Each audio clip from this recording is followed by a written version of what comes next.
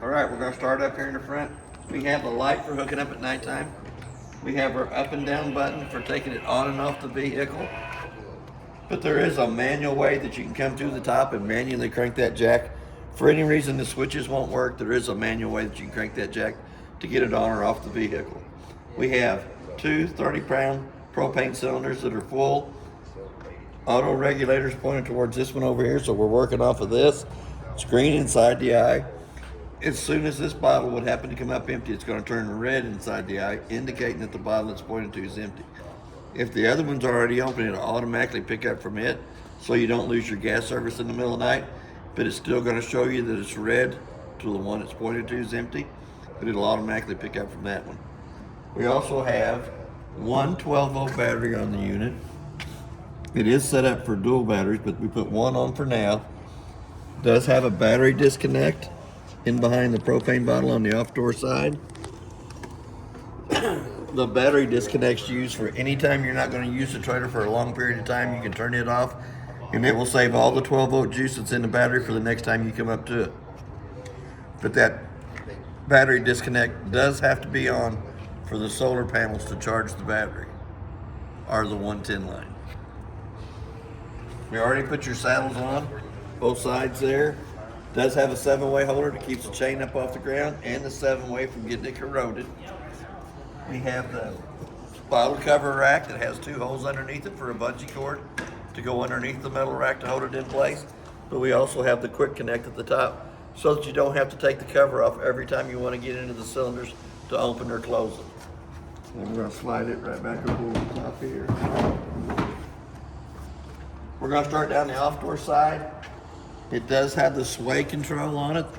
It has an app on the inside that you can download to your iPhone, and then it helps keep the sway out of the back end of the vehicle. We got our electric jacks on both sides. There is a manual way that you can crank them up and down, come through the rubber plug here, and manually crank them jacks up or down. Either way you need to go with it to get it on or off, being level or unlevel. Does have magnets for the compartment doors. Our main handle here is for the tongue jack and the slide rings. There is a bag that your 50 amp cord comes in, but it also has your coiled outside shower hose and sprayer head. Put your power cord will go back in that. Pretty good sized compartment underneath the master bed. We'll show you some more about it from the inside. As we start down along the off door side, your gray tank 2 connection is the first one we're going to come up to. That is your kitchen sink water only. Lug nuts on the trailer have been torqued at 100 foot-pounds. The tires are air different pressure, which is 80 pounds on the side of the tire cold. We also have a big compartment that is really, really tall on the inside.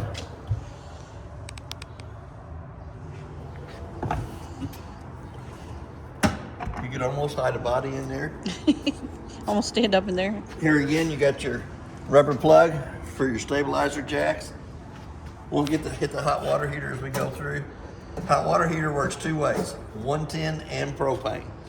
So before you turn on either source, electric or gas, you're going to want to pop the pop-off valve. Make sure you have water coming out of the top of it so you know it's completely full of water before you turn on electric or gas. But it also has a drain plug down here at the bottom that is called an anode rod. What an anode rod does is it draws all the impurities from the water to it, eats up that rod instead of eating up the inside of the tank. Anytime the steel rod in the center is showing, it's time to replace it. They're usually good for about 2 years or 10,000 gallons of water.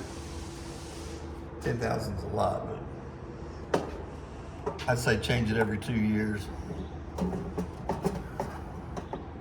Main thing is you want to make sure it's full of water before you turn it on. Then we're going to come back to our second termination valve.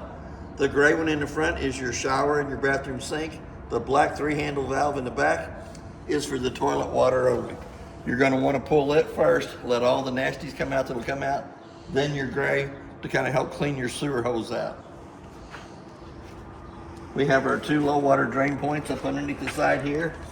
They'll be used for winterizing, de-winterizing, and in between long trips if you want to let the water out so that it doesn't get stagnated in your water lines. You can do it through that too. 50 amp power cord goes on, makes a quarter of a turn. It is 45 foot long. Does have two blue lights on the other end of it that indicates it has 110 power coming through it. It is prepped for a backup camera up top. It already has your ladder for going up and checking the roof. And it's just, excuse me, it's just my personal experience, but the roof is the life expectancy of your trailer. Anything happens to the roof up on top, it will start showing on your four corners inside or out. You don't have to seal it every 90 days, but if you check it every 90 days, the quicker you find a problem up there and fix it, the better off you are. So we're gonna come back to our water source. It does have a hookup light for hooking up out here at nighttime.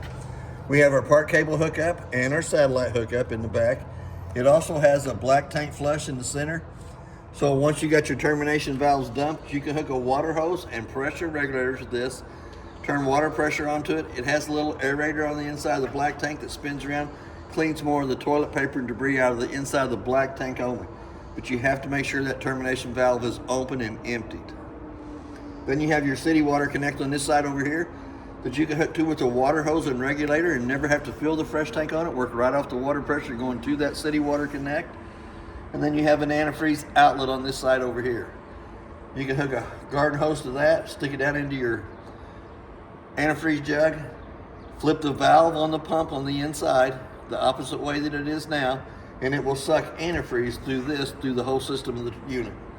It does have an outside shower that gives you hot and cold running water out here. Your little blue coiled hose hooks right in the center of it like an air hose, quick disconnect, and gives you hot water and cold water on the outside of the unit on this side over here. Ladders for going up on the roof. We have two LP disconnects on this unit. We have one here in the back, and we have one right behind the axles. Does have an outside kitchenette. Does have struts. Does have a two-way light up here at the top. You can turn it to where it comes on when you open the cabinet, or you can turn it the other way and it's on 24/7. But it does have a 110 outlet in the back that is also GFCI protected. We got our two little tabs right here. We're gonna pull up on it, slides out. There is a gas line on the back of the grill out here that comes in, goes down and hooks to this connection down here. Once it's connected, like a quick air connect hose is, it has a T-handle on the top that has to be turned in line with it so that you're getting propane from your propane cylinders up to the front to the outside griddle. It's pretty simple to light. It pushes in, clicks over one time, let it run for just a minute, turn it back off, push in on it, click the second time, and it should light.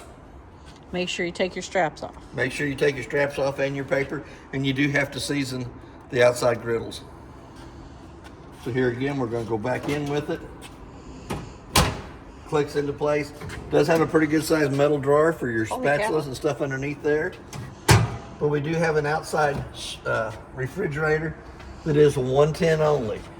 Has to be plugged into 110 for this to work. But it does have the controls up in the upper left-hand corner. Does have a little freezer section up in the top. We're going to leave that open and slide right past it. Outside of the furnace is next. It's going to suck cold air in the top, hot air out the bottom. I always suggest putting the mud dauber screen over it. The mud dauber screen is less than 20 bucks, but it's $165 an hour for every hour that we have to take the furnace out to clean the mud daubers out of it. So that little $20 investment's worth its weight in gold compared to $165, because it'll almost take 2 hours. Pull the furnace out, clean them out, and put the furnace back in. Second, disconnect propane line over here. You can buy the outside griddle. It fits up on this bar here. It's got a little table off to the side of that. That is your connection for it if you're using the griddle in the back, your barbecue up in the front. Does have a coax cable connection out here and a 110 outlet for a TV, for watching TV. Lug nut's been torqued at 100 foot-pounds. Tires are after pressure, which is 80 pounds on the side of it. This is a little vent for your kitchen sink, but there is a place where you can take your TV off, bring it out, stick it right here, plug it into the 110 outlet and your park cable hookup. Does have an outside hood range. For the hood range to work properly on the inside, the two little tabs at the bottom that have to be lifted up allows that flapper to flap. But when you're in travel, you want to make sure that that's pushed back down, locked into place, so that it don't sit there and flap till it breaks its way out. First round connection in the radius metal is for the living room slide. To manually crank that living room slide in or out, you'll go through this little hole right here, and then we'll crank the off-door slide in or out. We're gonna have two of them. Our fresh tank fills on this side over here. Does have a drain valve underneath here for draining the hot or the fresh tank. Right above that there's a little light for the steps when the steps are out. Does have a holder for the door to hold the door open. If you wanted to prop your door open, leave the screen door shut. Second round hole in the radius metal cranks the bedroom slide in or out. For any reason it won't work off the switch, there is a manual way to crank them in and out. We do have another satellite two-prong hookup up here if you wanted to buy the little satellite that sits out in front of the trailer that recharges the battery on the front of the unit only. Here again, we got docking lights on the front of the unit. We're going to come in here and we're going to go to the auto level. All the instructions, it tells you exactly what every button is on the tongue jack and on this right here. It's pretty simple though. When you turn it on, after you get it unhooked from the vehicle, all you have to do is come down here and hit auto level. Stay away from it, let it do its thing. It'll start. Make sure your steps are not down. Yeah, make sure your steps are not down. No dogs are running underneath it or anything like that. But it'll come down, it'll level the two front jacks first. Then it'll pick the front tongue jack up. It'll put the two back jack legs down. It'll do its leveling from side to side, front to back. And when it's done, it will lift the tongue jack up off the ground. Kind of looks like I'm more unstable, but it is more stable. Then when you go back to the enter to begin on your auto retract, it takes the two back jacks up first, comes up to the tongue jack, puts it back down on the ground, and then it lifts your two front stabilizer jacks up.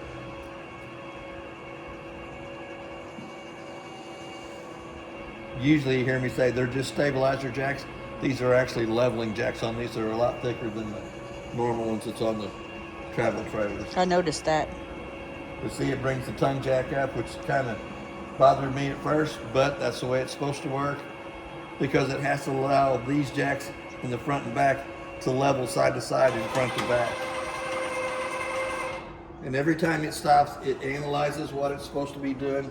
It's called grounding the jacks, but it analyzes what it needs to do and brings it back to level side to side, front to back.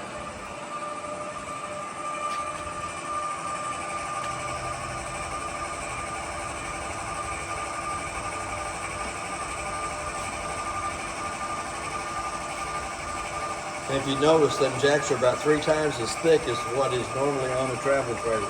They are. It will hold the weight of the trailer. They're beefy.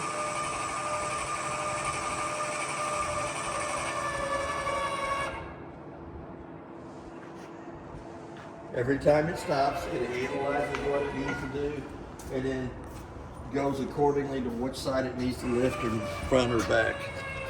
And it'll even tell you what it's doing. Yep, it tells you what it's doing. It always says grounding, which is figuring out how level it is.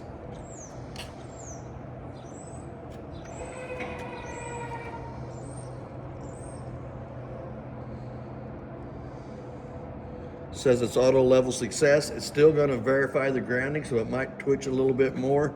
But when it's completely done, the green light in the center will be solid. When the green light in the center is solid, then you're done.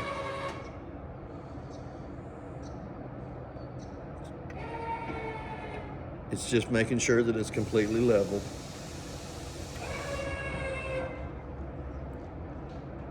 It's doing that thing you normally have to do yourself where you go around and check each jack. Check the jacks. You see it went to being level. Told you your battery voltage in there and your green light's on solid. So it is completely done. All you have to do is come back up, hit it, turn it off. Cool thing about it is all the instructions are right here above it. So anytime that you're using this, all you have to do is follow the procedures for dropping the trailer off or reconnecting to the vehicle. And it even tells you what every one of the buttons does, even on the tongue jack and the electronic part here. The next one is a little And like switch you said, here. don't freak out because this is what your 'cause tongue then jack leave it up. should look like. But we do have a cap light on the front. That's that little blast switch I just touched. It's a Gives you smiley little light. Decorative lighting on the front, little smiley face. So we're gonna go back to the front door. We're gonna open the door up. We're gonna fully extend it where you can really smell the good smell coming out of the trailer. It does have a handle in the center that you can pull out against. It has a button underneath each one of the legs, 15 to 18 slots in the legs for adjustments. The main thing on the steps is when you bring it out, it is strut assisted too, so I'm not really having to hold them up. It has to lay flat in the threshold so that the front door fits over the top of it properly without dragging. Before you touch the button to unlevel the trailer, you want to make sure them jacks or the steps are back up in the doorway, because sometimes it'll drop down in the front. Here again, you have a pin on your handle for the door. Bring it out, slide it back down. It does have a pin that'll go back into the side here. It gives you a pretty good handle for going in and out, especially old people like me. We're gonna come back in. We're gonna go right up to the monitor panel up top. First thing we're gonna do is we're gonna turn some interior lights on. That's the lights above it in the living room, kitchen area. Second one is your two, I call them the cunts lights on the sidewall. So we're gonna come down, we're gonna run them rooms out. We're gonna go slide room 1. That's the one with your theater seating and your refrigerator. Yes, but you want to make sure there's not a vehicle or a tree too close to it, or another trailer too close to it as it goes out. And you may want to check these cabinets over here. They shouldn't have come loose in travel, but it's always nice to check. Something hits you on the inside of it. Now we're going to go back to slide room 2, which is your bedroom slide. We're going to run it out. Here again, you want to make sure there's not a tree or a vehicle parked up too close to it. It does have a set of bedroom lights that we can turn on so we can see a little better.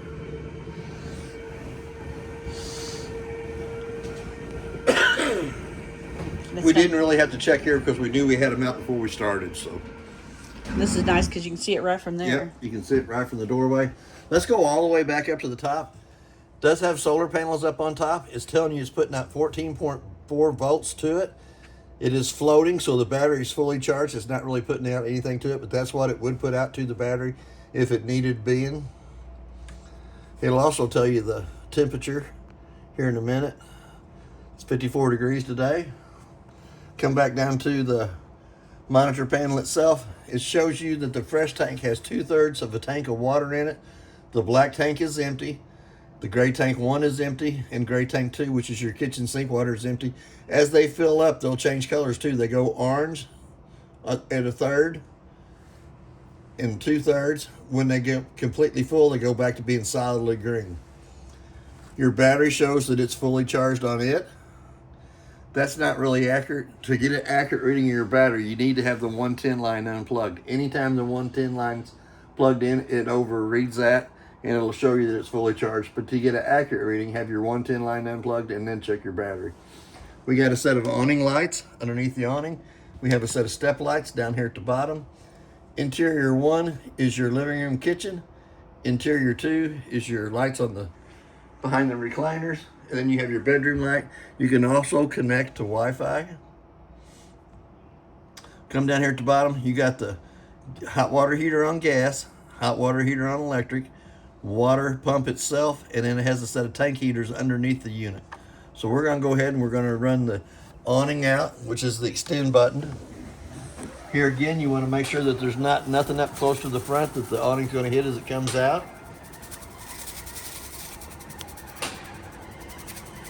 There's your awning lights. We got your awning lights up against the side of the unit. Pretty decorative at nighttime. So I might have to stop this before it gets all the way out because of the slide room's out on that one, yep. But it does have a pinch point on the front arm and back arm that you can pull down against, which puts the pitch of the rain going towards the back or the front, either way you wanted to go with it.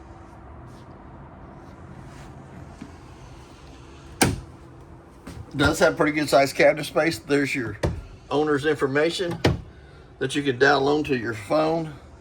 2 shelves in here. The shelves are removable. It does have coat hangers in there if you wanted to remove the shelves and use it for your coats. It does have your little step light so you can see going in and out. Pretty good sized little compartment off to the side there.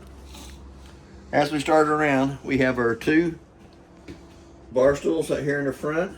They do have a strap that holds them in place, but we also have a 110 outlet underneath here.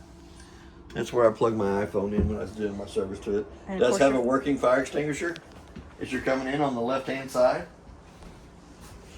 You was here the other day when we was working on the antenna on top. Wouldn't get any TV reception in here. So now we're going to bring it over. We're going to click it on. That TV station's almost 80 miles away from here. That's not too bad working off the new antenna on top and the power booster to the right hand side of the TV. Does have a good reception on the TV in all 3 places. Here, the master bedroom, and outside. Did want to make sure that you seen that. Because I told you I was cutting a hole in your roof, but I really wasn't cutting a hole, it was already there. Besides that, when you have the TV on, it has a little lighted up board here. We're going to turn it off. Now we're just listening to the TV speakers. If you come down here, turn the little blue button on, hit the little TV off to the side.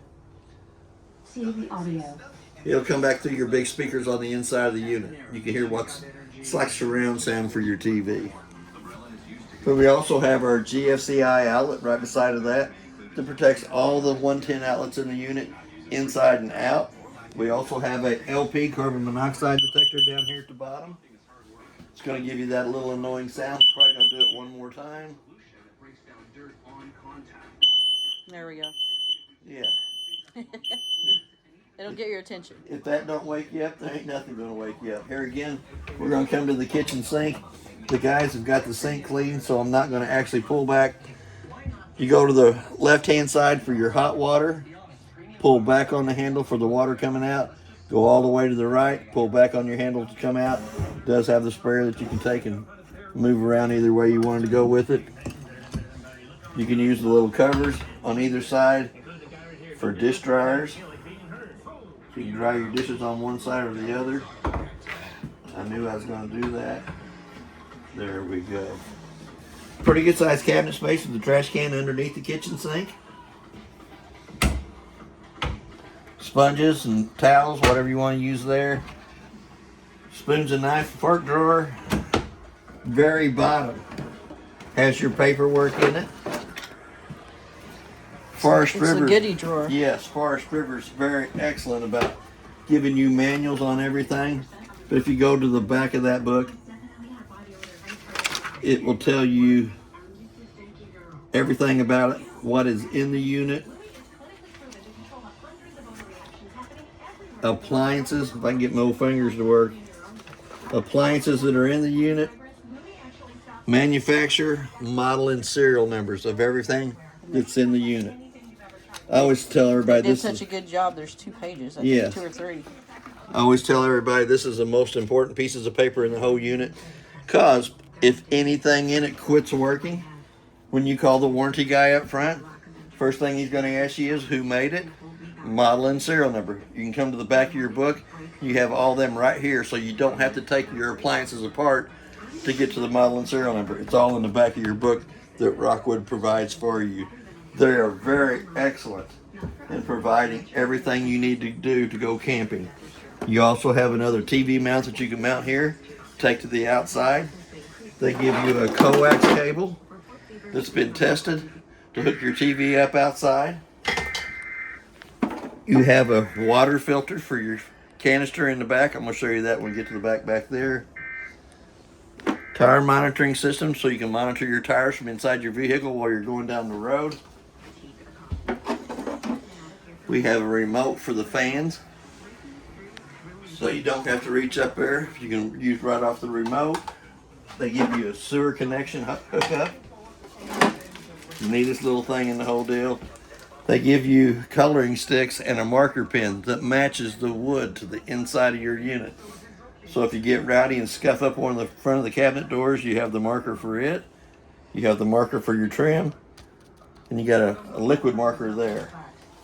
They give you toilet paper holder. They give you a filter wrench for opening your canister that your filter goes into. and they give you a little square tip wrench because everything in the unit's got square tips in it. So they give you a way that you can do your cabinets adjustments, whatever you want, anything that has a square tip on it. So they are very excellent about making sure that everything is in the unit that you need to go camping for the first time or mounting your second TV.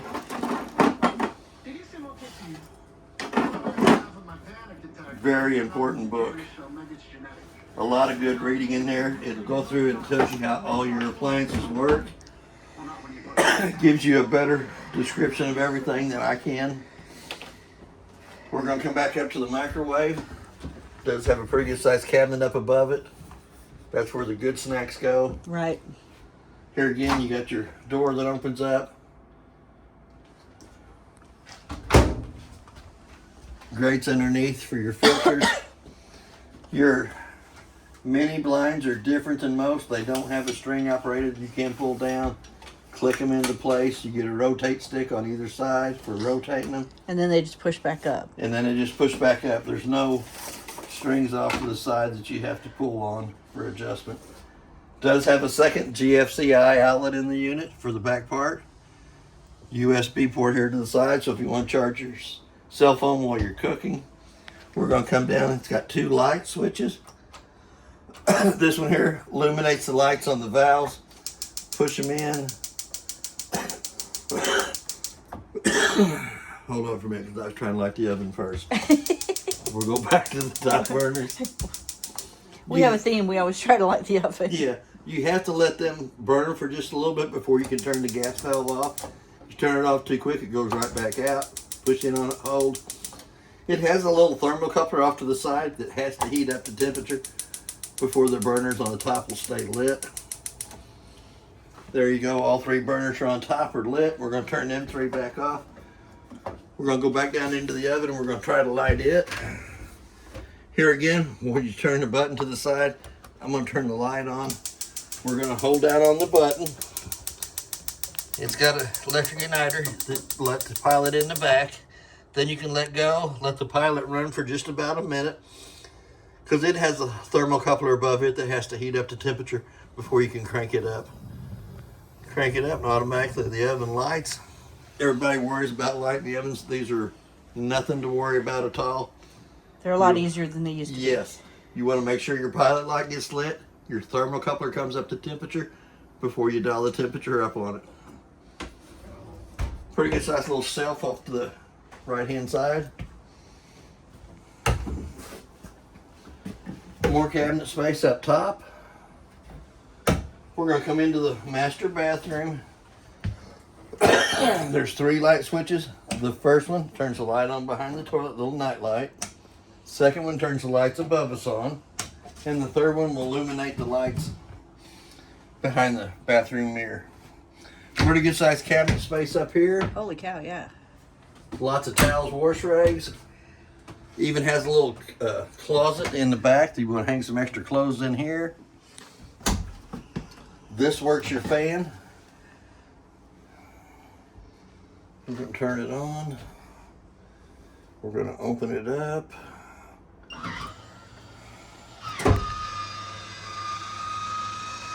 It does have a max air cover over the top of the vent too. We're going to come to our fan speed. We're going to crank it up a little bit.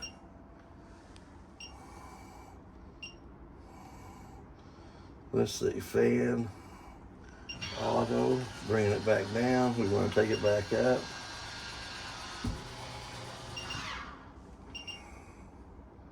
We want to move it back up.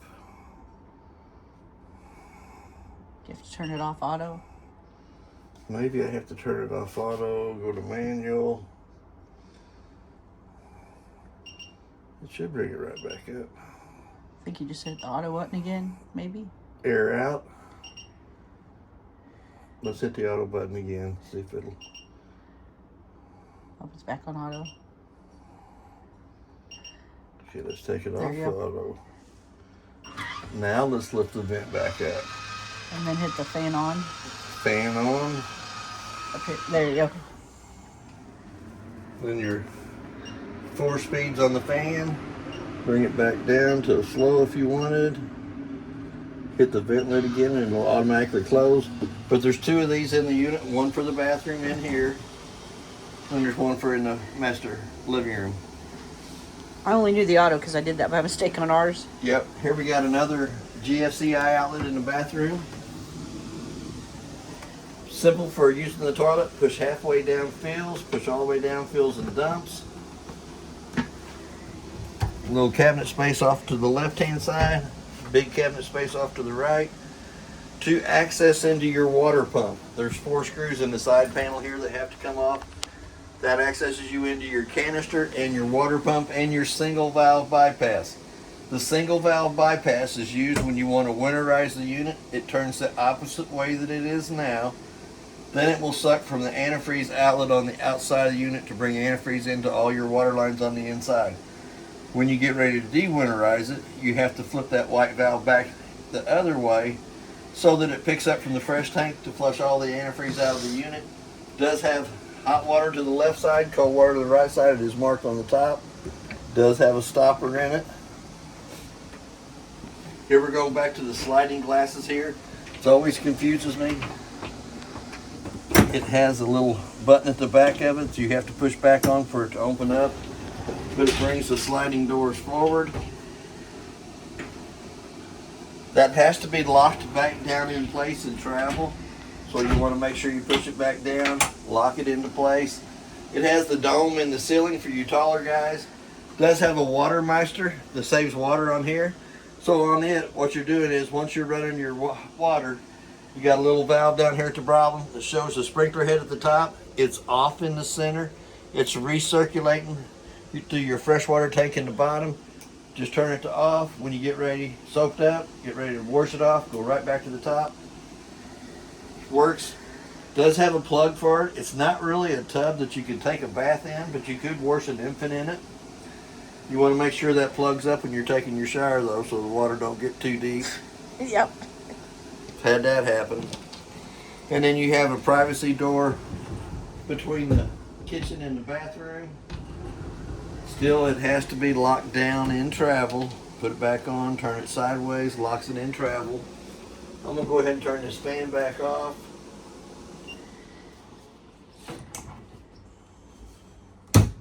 We're gonna come to the thermostat. Thermostat here is for the main EC right above us, so we're gonna hit zone 1. We can go to cool, auto fan. We can dial our temperature down here, which I don't know if it'll come down to 52 degrees. Yes, it will. Holy cow. But automatically the air conditioner comes on, has a quick cool down on both ends of it. Now that you see it work, I'm gonna go ahead and turn it right back off. Close those, then it'll go through the vents. Through the round vents in the ceiling. So I closed it off. We're gonna come back down to where it says gas heat, hit it. We're gonna have to dial the temperature back up for it, for the furnace to kick on. There we go. Let's run it at 62 so it don't run too long.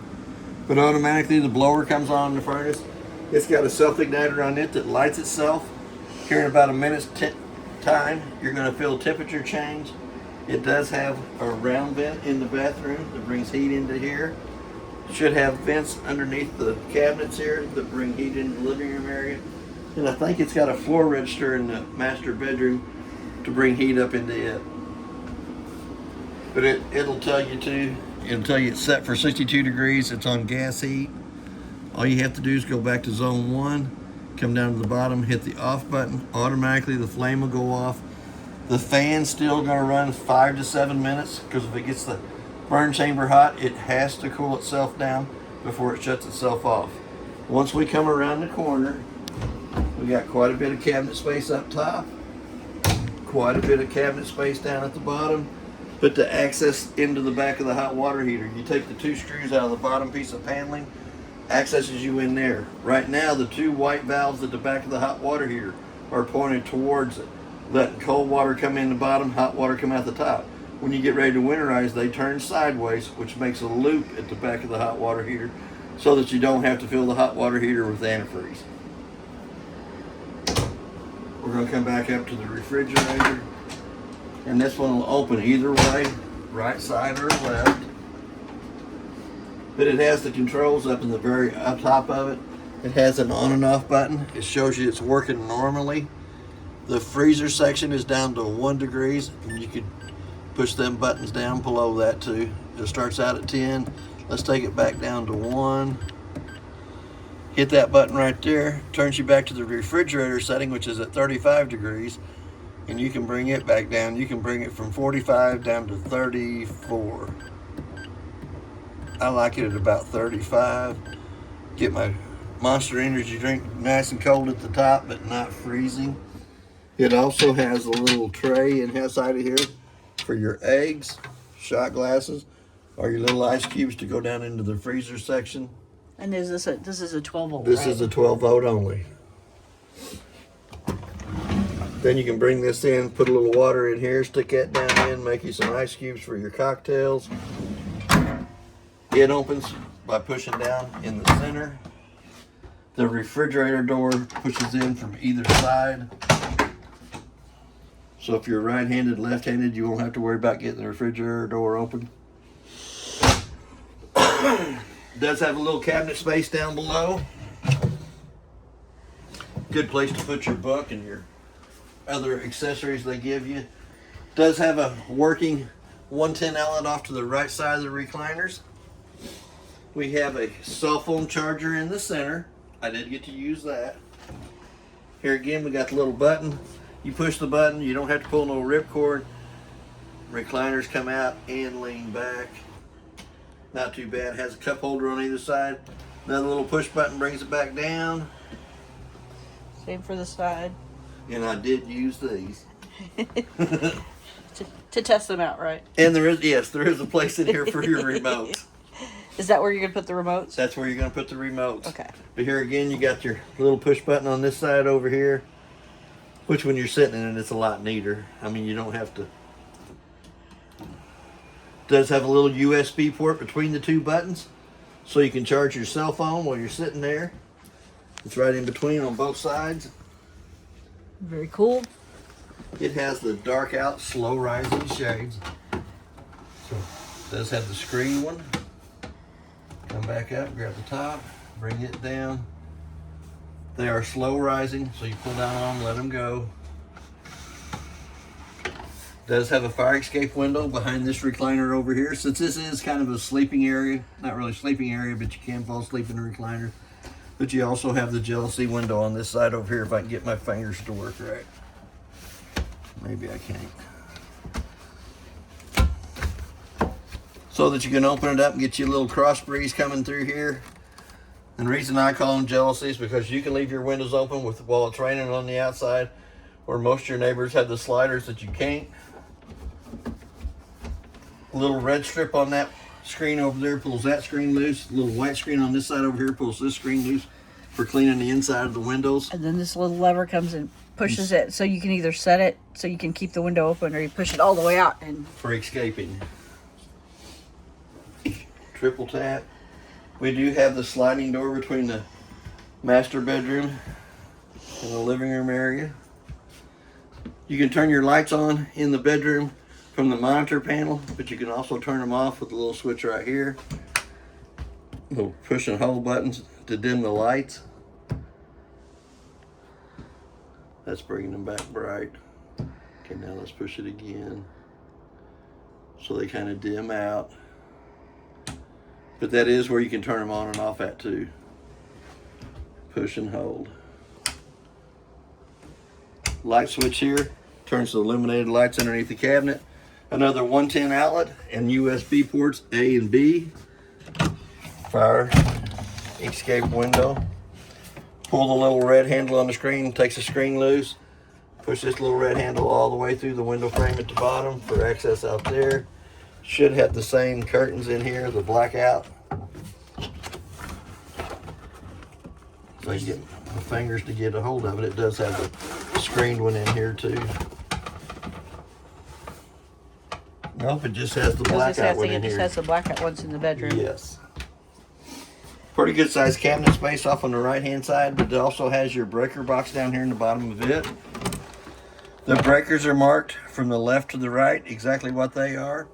12 volt fuses on the right hand side from the top to the bottom. And then on them 12-volt fuses, there is a little red light off to the right-hand side. Anytime one of the 12-volt fuses is blowed, it'll have a red light indicating that it's blowed. That can also be seen through your tinted window here in the front. Quite a bit of drawer space, his and hers. They are the slow closing drawers too. You can push them back so far and they'll close on their own. Pretty good sized closet space. There is a place for another TV in here. It does have a TV backer on the wall, a 110 plug-in to plug it into, and not where the satellite connection is, but the next one over will work off the antenna on top. We do bring our shop TV in to check it. We do have a 110 outlet on either side of the front window. We also have a USB port on this side here. And then we also have our inverter. So we're gonna push that button and hold it for 3 seconds. It goes through its little deal, shows you what it's doing. Then it'll tell you it's taking 12 volt from the battery to make 110 for the outlets that are marked inverters. And all the outlets that are marked like that will have the markings on the outside. So when you get done, you're going to push that little button back in for 3 seconds, hold it.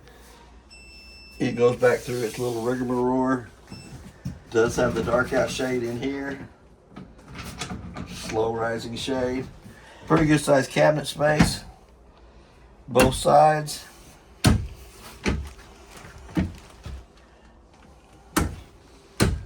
We're going to come right back. Does have a vent window in here that is prepped for a second air conditioner if you want to have the second air. T-handle pulls down, opens it up. T-handle opens up, closes it. Does have the reading lights on either side of the master bed. I hate to touch the bed because Roy's already made it. Little push button in there. Turn your reading light whichever way you want. But it does have a USB port on the center of it in the front. Same on the other side. Same on the other side. We do have a 110 outlet on either side of the bed.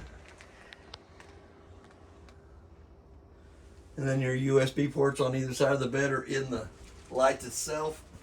Does have lights above here, the two that has a little black button in the center you can push to turn them on and off.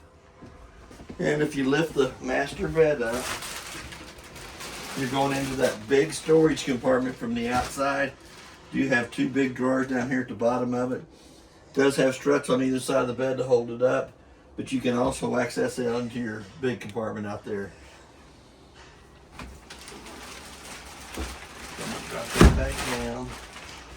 You do have the round vents in the ceiling that brings AC into the master bedroom from the main AC. But this one is prepped for hand control if you wanted to add the second AC to it. That is basically everything about your unit. If you have any questions, I'll try to answer it the best that I can. Thank you for your time.